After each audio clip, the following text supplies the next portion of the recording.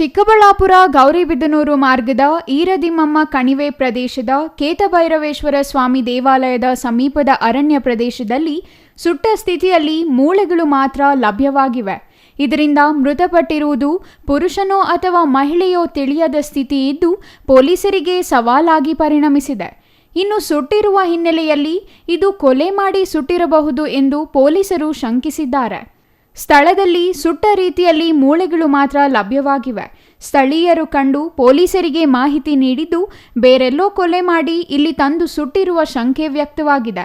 ಅಪರಿಚಿತ ವ್ಯಕ್ತಿ ಯಾರು, ಪುರುಷನೇ ಅಥವಾ ಮಹಿಳೆಯ ಎಂಬ ಇತ್ಯಾದಿ ವಿಚಾರಗಳ ಬಗ್ಗೆ ಸ್ಥಳಕ್ಕೆ ಚಿಕ್ಕಬಳ್ಳಾಪುರ ಗ್ರಾಮಾಂತರ ಪೊಲೀಸರು ಭೇಟಿ ನೀಡಿ ಪರಿಶೀಲನೆ ನಡೆಸಿದ್ದಾರೆ.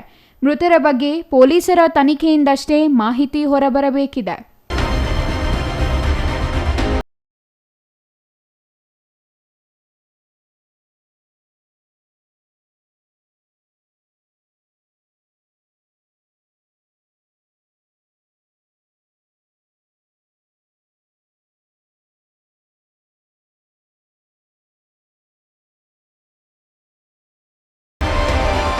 Nandakumar, CTV news, Chikkaballapur.